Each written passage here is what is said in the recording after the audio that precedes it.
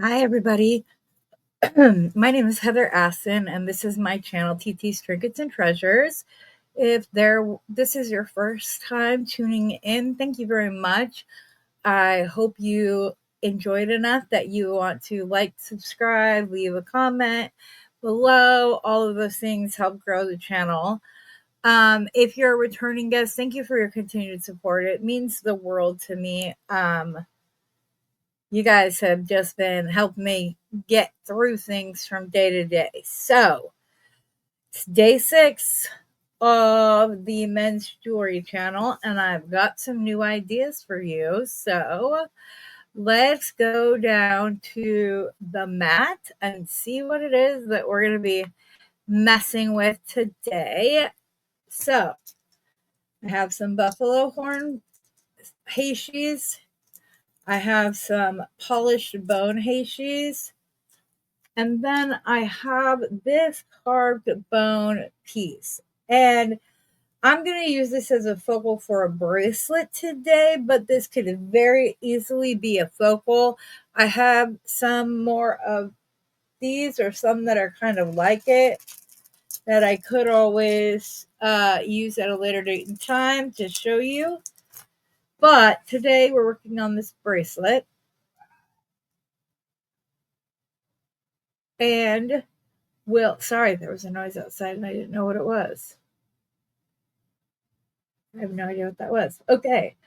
Anyway, so we're going to start making a bracelet. And to do so, we need some leather. Well, we don't need it, but you know. And I'm going to pull off at least, I don't know. I don't think I need 24 inches. So I'm going to go to 20, I believe. That's 22. Let's go there. I would get these measurements ahead of time so that you say not to waste leather. But if I continued to make the same piece over and over again, trying to find the perfect length, I am indeed wasting more leather than taking a little bit taking a little bit extra off right now versus taking it off later on or going through over and over again. So we are going to start with a button, and this is a rather large button, but it is very nice and it is very unisex, very beachy, and we're kind of going with a little beachy vibe. I actually have 2 of those buttons and we'll be utilizing both of them today. So first things first, although this would be perfect to hang dangles from, just a second. We're gonna put our button on first and foremost, if the hole is not too small. I hope it's not gonna make me go down to 1.5 millimeters. It might just.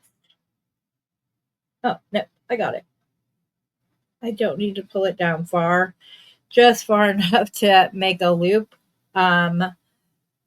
near it. So we're gonna take our leather. We're gonna pull about an inch, just over an inch. You can probably get away with an inch. And we are going to grab barrel knot tubes, which Heather just had right here. Oh, goodness. I think they're in one of these little trays, actually, or not at all. I do not understand why I am so disorganized at the beginning of all of my videos. I think I've laid everything out, and I always manage to miss at least one thing. Okay, so we're going to want the long piece on top and the short piece on the bottom, because that's what we're wrapping around. So we're just going to take the top piece of leather and we're going to go around once. We're going to go around twice. And I think I'm actually good with twice. So then you're going to put your leather down through your barrel knot to pull that out and pull it down. Now, there's a reason I only did 2, and I will go over those. It's because when you only do two, the backs look like this and become a little X. And I really like the look of that. So I like doing uh double barrel knots anytime I want or can. It works with the design. Great. This is nice and tight, guys. So I'm gonna go ahead and trim off the extra now, though I won't be gluing it until after I'm done here. But what I am gonna do is show you what I like to do to disguise the raw leather edge like that. I know a lot of people use a Sharpie or whatever, but my son was wearing one that I made him and got Sharpie all over his arm when it started raining. So I came up with this as another way. I'm going to tell you what I always tell you, but just in case you're new here, you want to tan the leather, you don't want to burn it.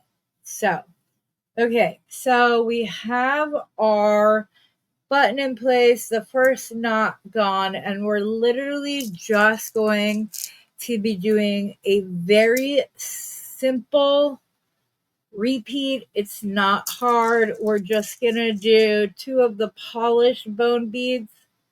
Are you serious right now? Are you really not gonna fit through any of these holes?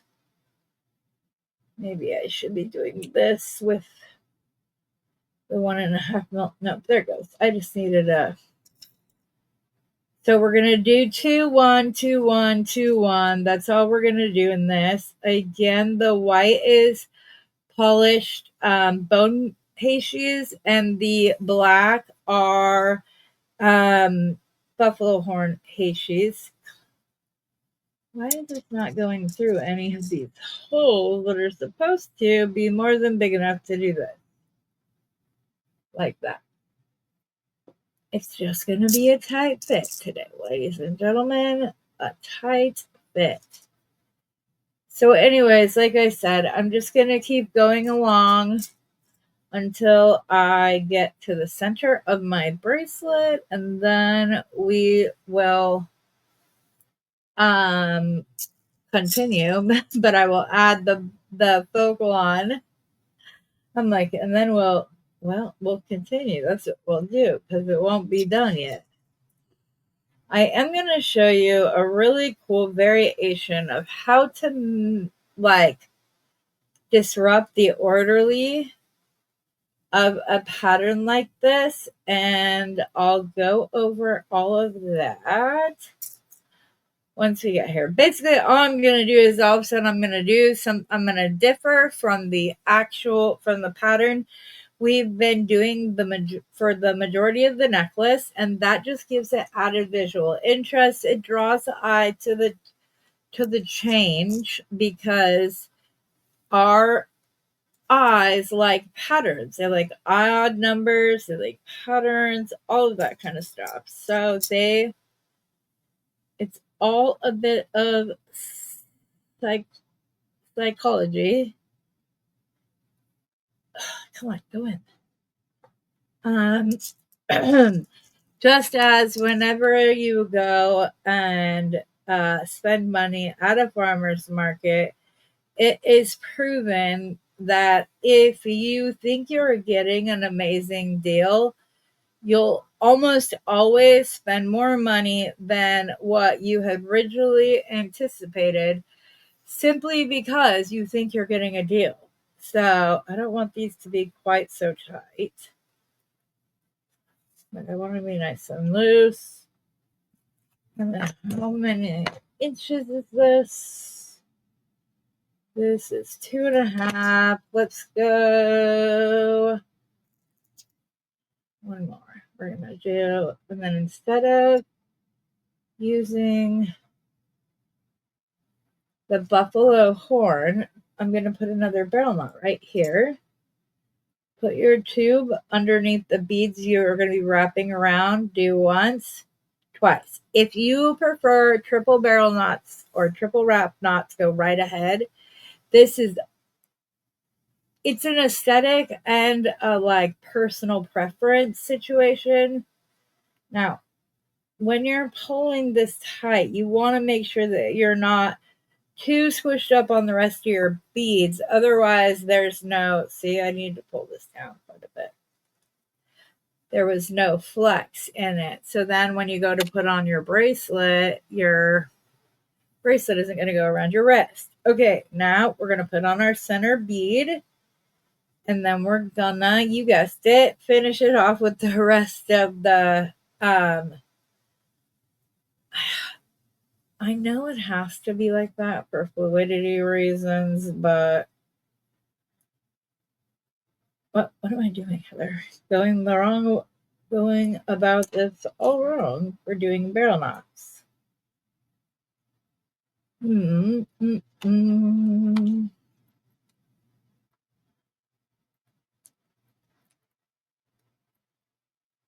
again, we're just going to use the knot to keep everything in place.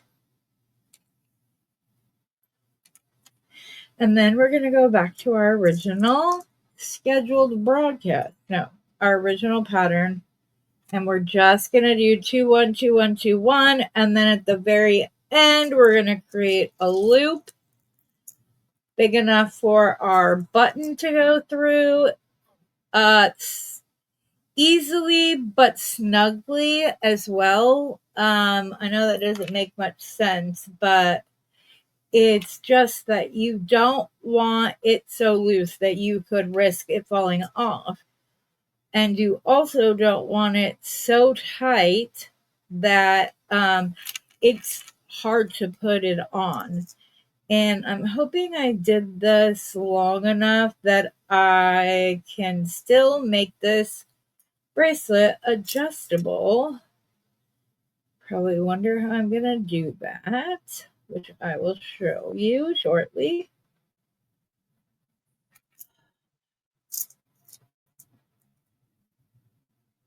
Da, da, da.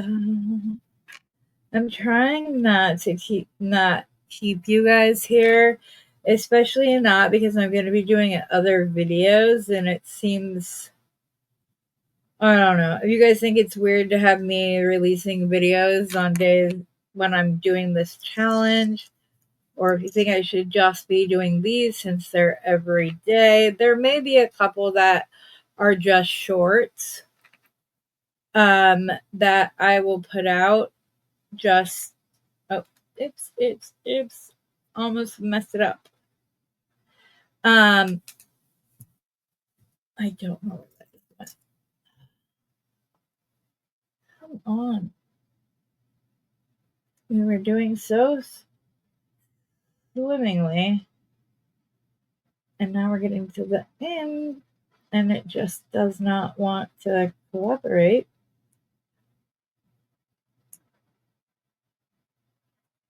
Ugh.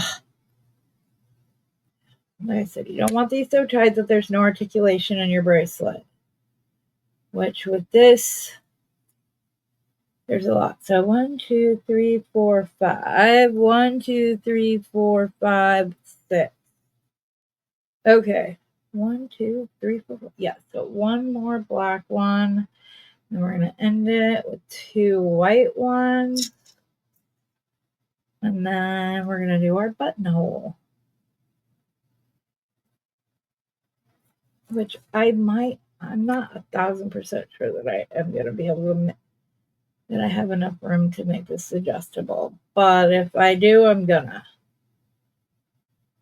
Okay. Last bead. All right. Just for measurement sakes, I want to show you this. So from loop to here, we're at 7 1/4 inches. Our buttonhole will take us to 8 easily. So we're good to go there. We're just going to start by, yeah, I might not be able to make this adjustable, guys. I don't know. How was I think I think I needed 2 strands to be able to do that.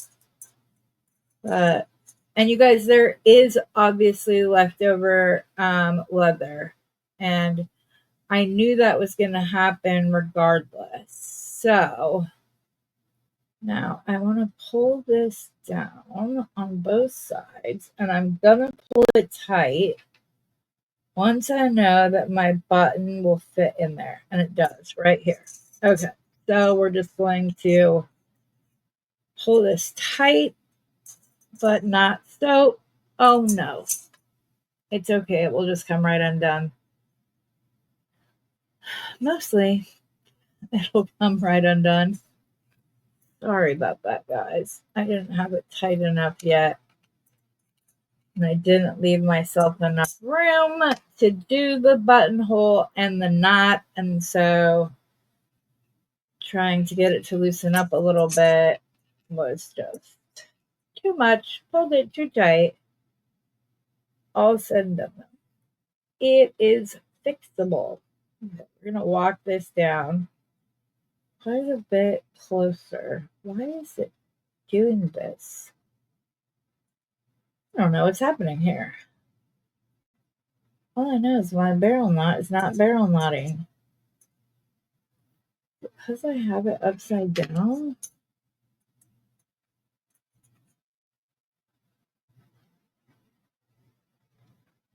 Which should not be at all. 1, 2, and back around and in through the tube. Sorry, I'm completely off frame. You guys aren't going to see my mistake and therefore not be able to learn from it. I apologize. So, just trying this out, and I don't know why my loops and stuff are not cooperating. So, once, twice, back around, in through the hole, pull it out. We're going to walk this down. I'm starting to tighten up, but check our button. That's a little bit too loosey-goosey for my taste. So we're going to pull in the loop just a bit.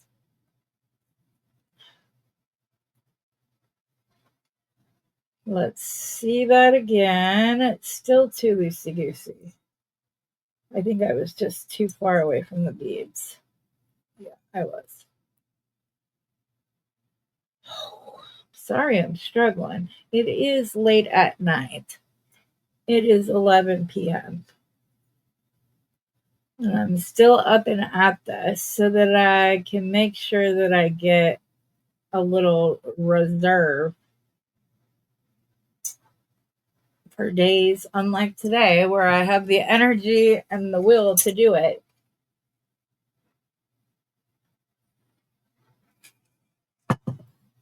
Okay. Let's try this again. Let's keep the wrap closer to the bone, but we still need to give the bone space though. It can't be like completely still too far away. Okay. Once, twice, in the buttonhole. Okay. Now we're going to tighten this ever so slightly. And then we're going to check it with our button and make sure that there is good articulation. This is a little snug, so we're going to pull just a tad bit out. Like I said, I would rather it be, yeah, that's perfect right there. Okay. Like I said, after the video, I will absolutely be going back and I will be gluing down all of these knots. I just don't want to do so on camera because last time I did, it went all over my bead mat and I haven't had time to recover this. So that's it for today, folks. I hope that you like this. I kind of want to measure this, which I probably should have done before, I was on camera. Oh, that's not bad. That's like 19 and a quarter. That's an average size man's. Everybody says 8 for men's, but it's not really. It's really not. It's more like 7.5. But anyways, like I said, I hope you're enjoying this series, and we're doing this every day until we hit Father's Day. So I will be back later. And like I said, I'm trying to still produce my other content all while keeping up with this daily challenge. So it's fun. It'll be good. But yeah, I had a lot of fun creating a lot of stuff today with Tiger Eye, and there's 2 videos coming up with Tiger Eye stuff. So, or maybe 3, 2. The next 3 days are all Tiger Eye, I believe. If you're watching this the day I'm recording it, which is highly unlikely. But it's okay. Oh no, it's very unlikely because this is day 6 and we're on day 2. So, anyways, you guys, everybody, I hope you have a fabulous rest of your day. And as always, happy beading.